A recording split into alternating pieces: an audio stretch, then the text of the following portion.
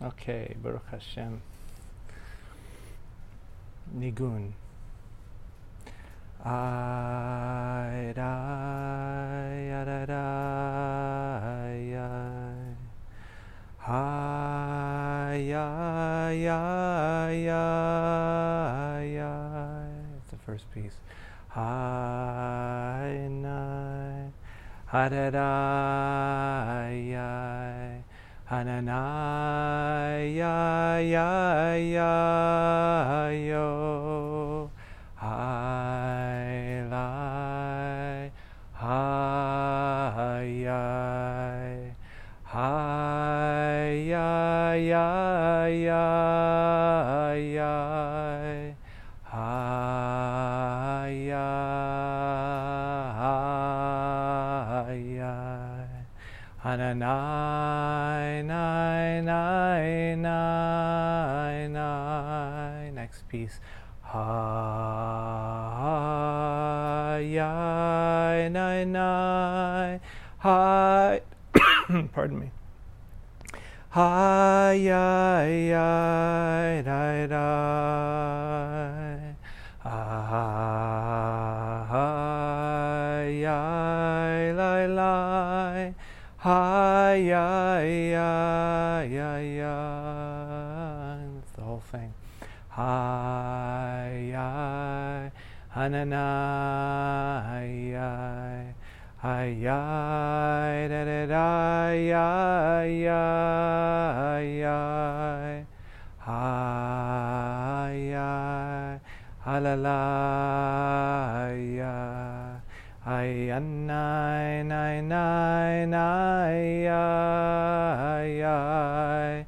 Ho, hi, lai, lai. Hi, ay, ay, nai, nai. Ha, da, da, ay, hi, lai, lai. Hi, ay, ay, ay, yo. Hi, nai, nai, nai. Ha, da, da, ay, ay.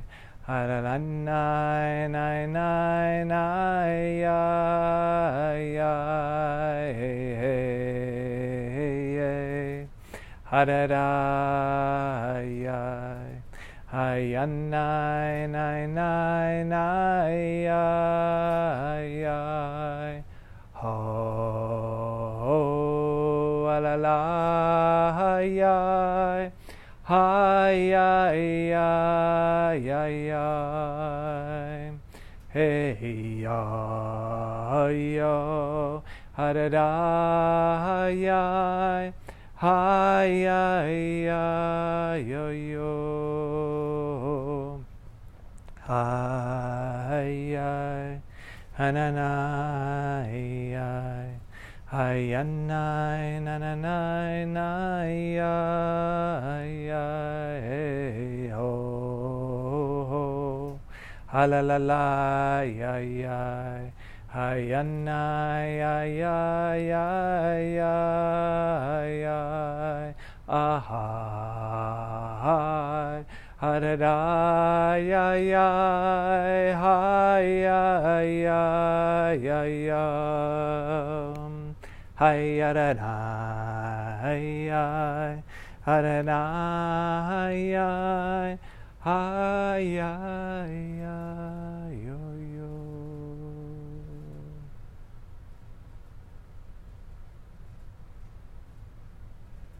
Amen. Good afternoon. Good morning. I get to say good afternoon first because I'm in Florida right now, live streaming from a family vacation. So everybody has been gracious to leave this space for this hour. So hopefully we'll have free space to practice. But if not, it's all part of the practice. It's possible a kid may run in the middle. We'll see. So there's a story of the Kotzker Rebbe that a man came up to him once and wanted some advice because he couldn't get his son to study Torah. Just whatever he tried, whatever tricks he tried. Good. Whatever tricks he tried, whatever incentives, positive feedback, negative feedback, nothing worked. He just really wasn't interested. And so he said, "What do you have any ideas? What can I do to motivate him to get him to learn Torah?"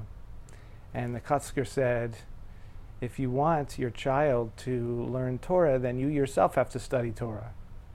That's it. That's the secret. Because if your child sees you doing it, maybe not right away, but at some point, that habit of yours will get inculcated into the child. And if you don't, then you just tell them to do it, but you're not doing it yourself. Then when they grow up, they will want their child to study Torah, but they won't do it themselves. And then the next generation will want their children to study Torah, but they won't do it themselves. And no one will study Torah ever. They'll just always want the next generation to do it." So this is a wonderful story because it operates on a few different levels, I think. We can apply it certainly to studying Torah. We can apply it to any particular habits, practices, ways of being that we would like others to adopt, especially those that we're in charge of, but really anyone. And the whole idea, of course, is to lead by example. And this is especially true, probably more true in the case of practicing presence, practicing being awake. How often do you see when someone else is not being awake and you think, God, how could they be so unconscious? Why are they getting so triggered? Why are they getting so angry? Why are they being so blah, blah, blah? When, of course, what's happening in that moment, you yourself are getting triggered and angry, maybe not to the same degree, but there's a very clear demonstration that many of us embody a lot of the time, especially when we learn the potential of what's really possible, when we learn what presence really is, and when we know that every person really has this potential. It can be frustrating when you see other people being really unconscious. But just as in the case with the Kotzker and his son, we can only ever really the only real decision we can make is to practice it ourselves. It's not to say we can't help or influence people in a positive way, but the most convincing is to lead by example when it comes to presence, because people can feel that, they know it intuitively, they're encountering it then, as opposed to just encountering the idea of it.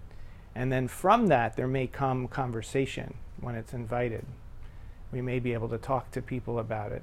But if we can't really embody it, then as an idea, it's not very convincing, right? You have to see it for yourself.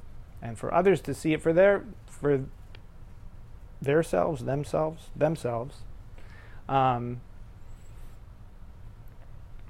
then the best we can do is to practice it constantly. Always take responsibility for ourselves and being present.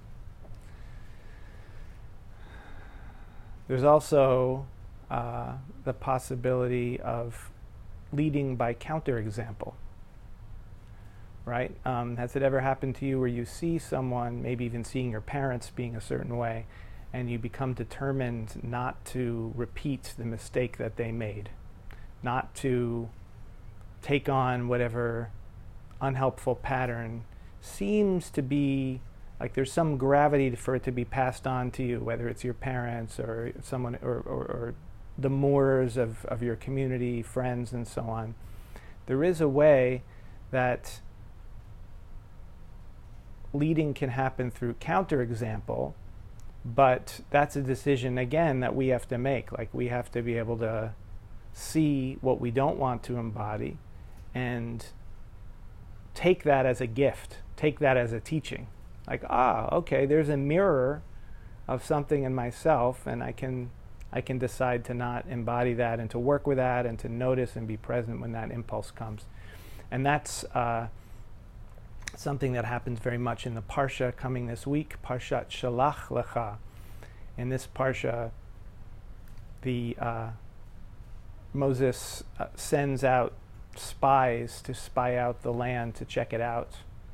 And they come back, and most of them come back with a report that the land is great, but there's no way we can do it. We will fail if we try to go conquer that land, because there are giants in the land, and the land is fortified, and we see ourselves as weak, as we see ourselves as grasshoppers, and therefore they also see us as grasshoppers. This is a land that will devour its inhabitants. And because the people believe them and get disheartened, the consequence is that entire generation, with the exception of Yehoshua and Kalev, who are the two of the spies that say, no, we can do it, but they're outnumbered, right? In this case, the majority rule is the incorrect choice. Then that entire generation has to die out, and it's the children who can come and they're able to enter the land. Now again, I think it's really important to see this story. The story is valuable as metaphor. Okay, we're not learning about military conquests and so on. We're learning about the inner dynamic of teaching by counterexample in this case, because the children are able to learn by seeing the negative consequence that befalls the parents. They are able to accomplish what the parents were not able to accomplish. And this is really a positive thing. I know for myself, I get so happy when my children are able to accomplish something that I was not able to accomplish at their age. And I hope that we can all live in such a way so as to pass on the best in a way that's received even better than we were able to receive it. Doesn't matter if we're talking about children or we're talking about any person that we interact with during the day. You know, if we're able to embody presence to a degree that wakes somebody up who's much younger than us, and it took us this long to get to the point that we're at, and they're able to do it, Kol HaKavod, Baruch Hashem, that's such a wonderful thing.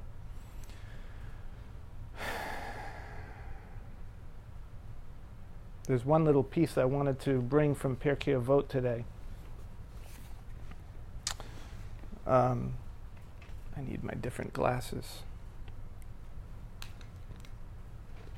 So this is chapter 6, verse 2, and it's a quote of Rabbi Yehoshua ben Levi, and he's talking about the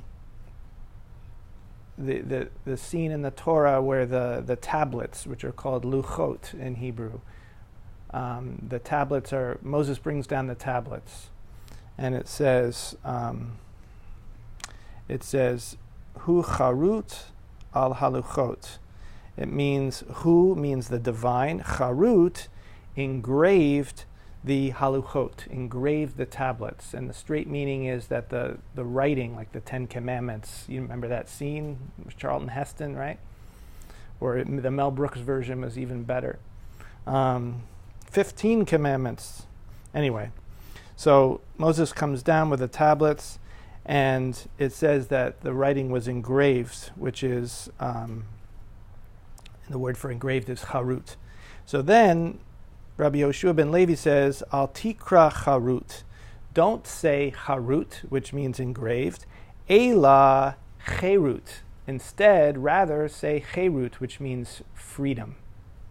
And then he goes on to say that there's no freer person than the person who is la'asok b'divrei Torah, who is engaged with the sacred teachings. Why? Because, and this is another example of finding actual Torah of awakening in the ancient texts, is, although that's not usually emphasized, that cherut, freedom, is the point of all of these teachings. And we can see this in the broader sense, not just in the intellectual learning and studying of the texts, but in the practice of presence, in the constant bringing oneself back to being conscious, accepting everything as it is in this moment, but also with positivity and faith to bring forth positivity as we move into the future, heal things that are broken and that are wounded in the present.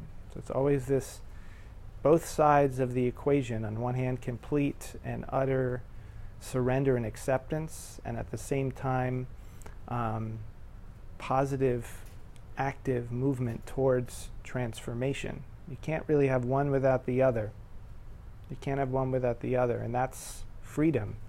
Freedom is not resisting the moment, but also not being stuck in the moment. Very important to have both sides. And so in that sense, we do this process of charut, that means engraved. So what's the engraving? The engraving is the consistency of practice, both learning, as we're doing right now, sitting, meditating, prayer, the rituals, acts of kindness, and most important, moment-to-moment presence with all of our interactions, so as to use whatever is given to us in the moment, literally receiving what Hashem gives us moment to moment as a vehicle for greater awakening. And don't be afraid. Don't be afraid of it. What is it that causes a person to be drawn to awakening, yet not really giving it too much attention, not making the space for it, not focusing on it so much? Sometimes the barrier is fear, because there can be a suspicion, and it's sometimes a true suspicion, that if we really open, if we really get present, if we really open fully to the full spectrum of this moment, that this spaciousness of consciousness, maybe it's not true. Maybe I'll be overwhelmed. Maybe it'll be like I won't be able to handle it. And so to this comes the prayer after the Aleinu, Al tira mi pachad. Don't be afraid of being afraid. Don't give too much energy and respect to this energy of ambivalence, of terror, of fearfulness. Al tira mi pachad. Don't be afraid of being afraid. Ki Immanuel, because divinity is literally with us as our own innermost being, as our own consciousness. It's not that I'm here and then God will come and help me from over there. God is already the essence of who we are. And so when our egos can acknowledge that and open to that and trust that, then we can be in the presence of anything, and we can accomplish anything, or we can at least be part of the accomplishing of anything. So al tira mi pachad. Don't be fearful of fear. Al tira, al tira, al tira mi pachad. And I'm going to, for those on Facebook, I'm going to put the words in the comments so you can see it clearly.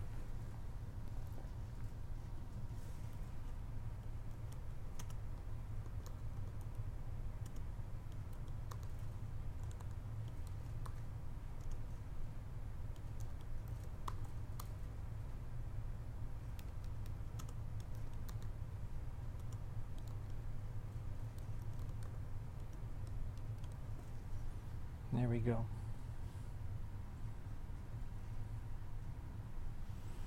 Okay, amen. Altira, altira, altira mi pachad, Altira, altira, altira mi pachad, ki Emmanuel, ki Emmanuel, ki Emmanuel, ki Emmanuel. Altira, altira, altira mi pachad, altira, altira, altira mi pachad, ki Emmanuel, ki Emmanuel, ki Emmanuel, ki Emmanuel.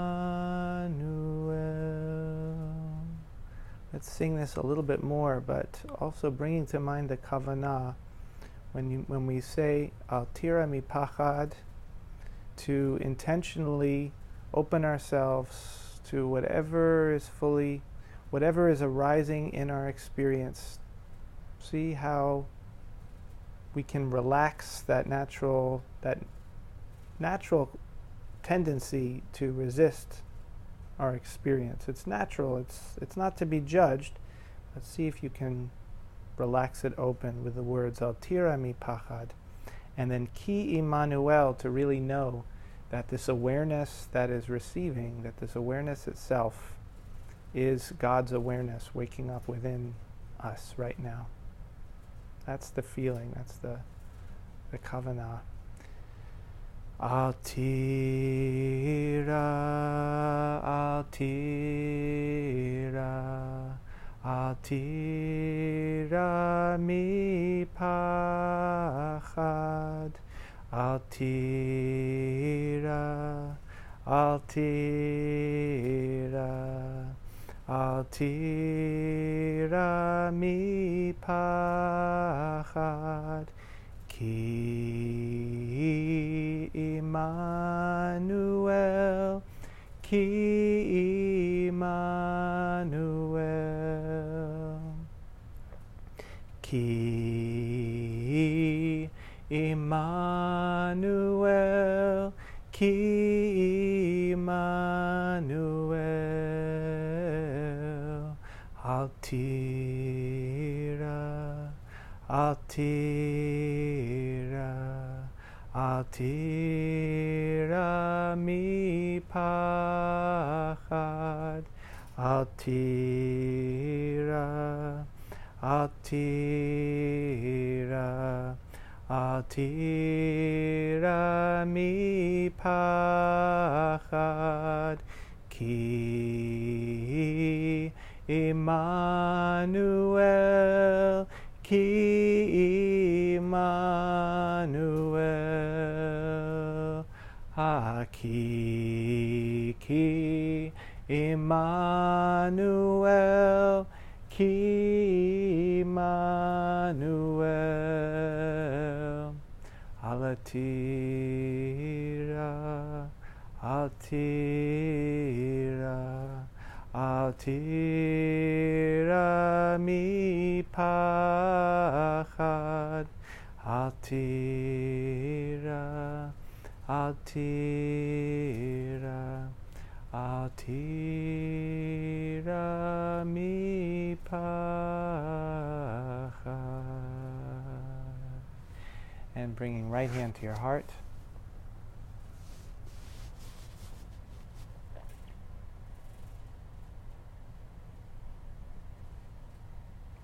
Without reservation, without condition, open-heartedly offering awareness to the fullness of the divine, to the fullness of Hashem as Hashem manifests as everything present. embodying this offering attitude with Lecha, deep breath in.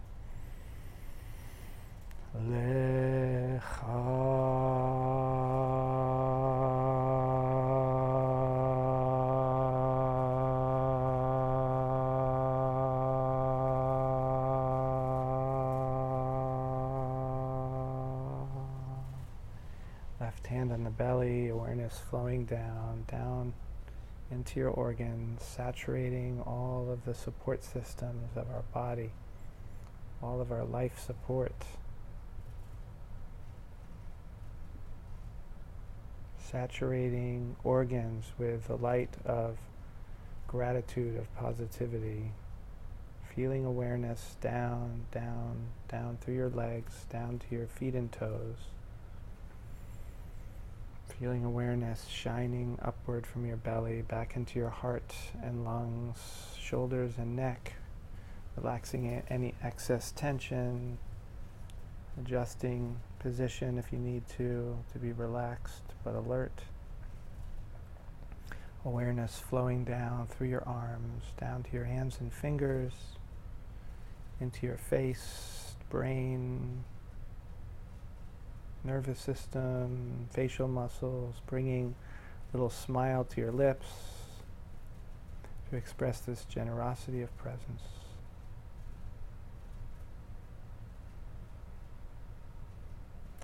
And resting awareness on the flow of your breathing, breathing naturally, every breath a miracle, every breath a tremendous synchronicity of infinite factors in the universe, sustaining us moment to moment, sustaining this body, this form, this consciousness through this form. And anchoring this body awareness with Na'aseh, deep breath in.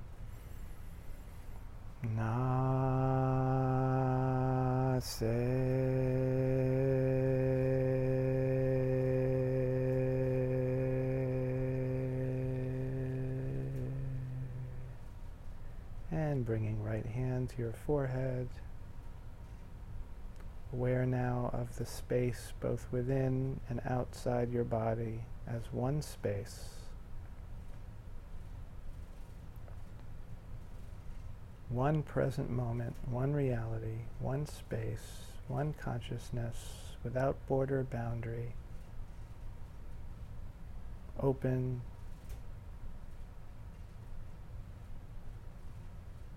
spacious, bliss-laden presence that we are. V'nishma. Deep breath in. V'nishma.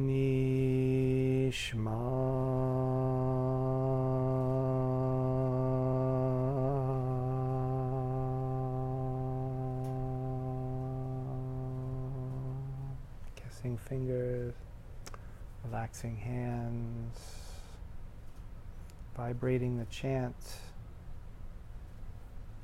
letting go of thought as it arises, and bringing consciousness to rest in the vibration of the chant. Atahu Atyahi. Atahu Atahu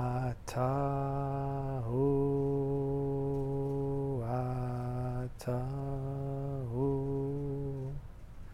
Atyahi Atyahi Atyahi Atyahi Atahu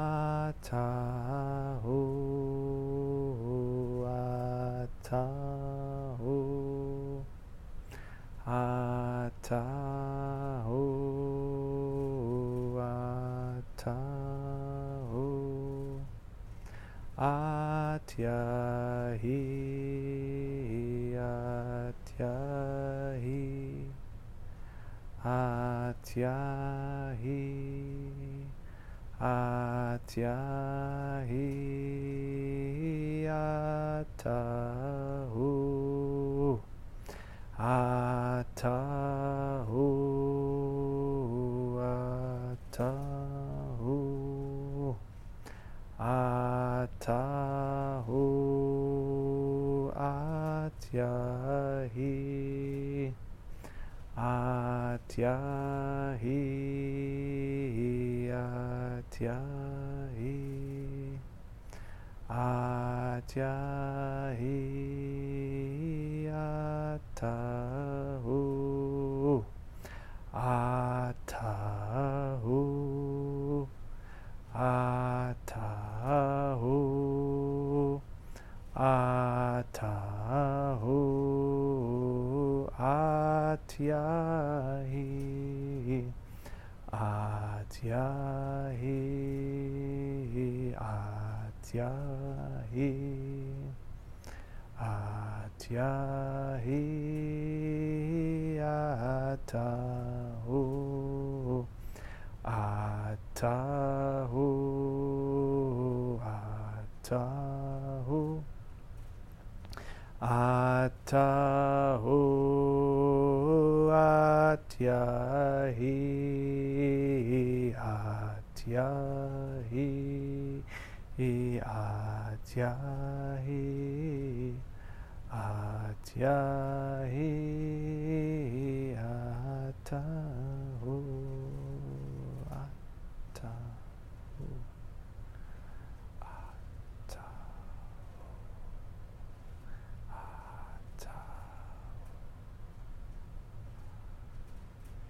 bringing the chant to vibrate simply on the mental level, being alert to notice your thoughts and bringing them back to vibrate with Atahu, Atyahi. As soon as you become aware of thoughts happening, no need to worry about thoughts that arise. That's totally natural. Let that be, but also stay alert to it so as not to get drawn into thinking and to practice this simple presence, simple being with the body, open-hearted, willingness, anchored in presence through the breathing and through the chant. And we'll sit for 20 minutes.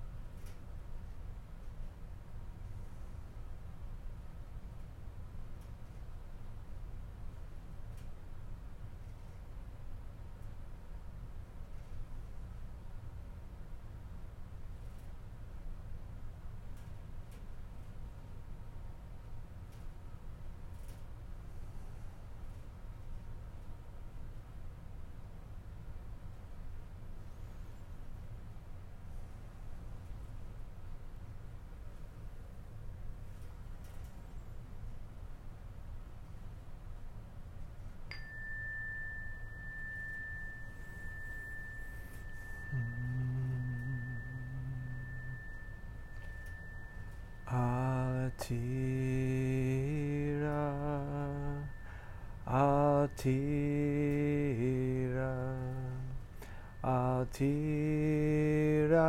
mi pachad. Altira, altira, altira mi pachad. Ki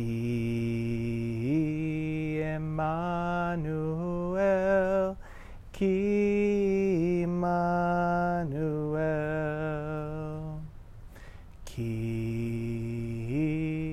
Emmanuel, ki Emmanuel, altira, altira, altira mi pachad. Altira, altira, altira mi pachad. Ki Emmanuel, ki Emmanuel, ki Emmanuel, ki Emmanuel, altira, altira, altira mi pachad. Altira, altira, altira mi pachad. Ki Emmanuel, ki Emmanuel, ki Emmanuel, ki Emmanuel. And bringing right hand to your heart, courageously, altira mi pachad, not being afraid to fully give of our presence to the fullness of whatever is, of however reality presents itself, with lecha, deep breath in.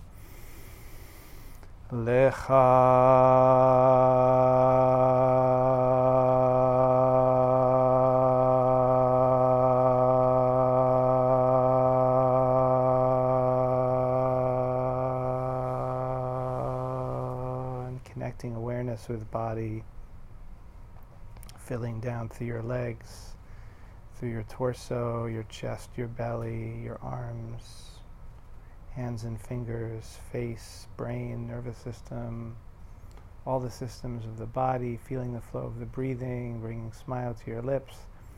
Nase, deep breath in. Na, nase.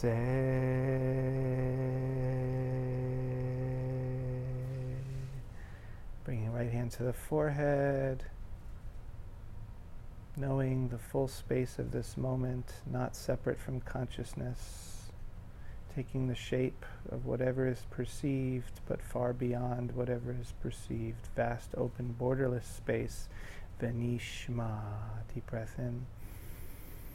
Venishma.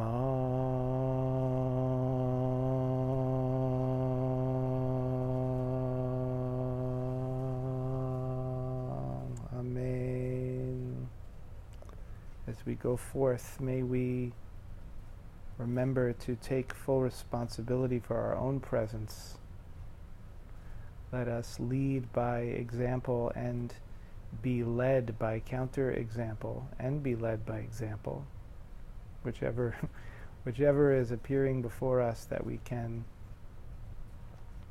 convert all experiences into greater catalysts for presence, to receive Torah in whatever form it comes, so as to make our charut, which is our engraving of practicing as consistently as we can, to bring forth the cherut, the freedom that is inherent in our being and needs only to be remembered and uncovered. O say shalom b'mromav, hu yaseh shalom aleinu v'yakol Yisrael, v'yakol yoshvei tevel v'yimru amen. Amen. Thank you so much for joining, everybody. And God willing, I'll be back in Tucson in a few days, and live stream will be happening on Sunday. Baruch Hashem.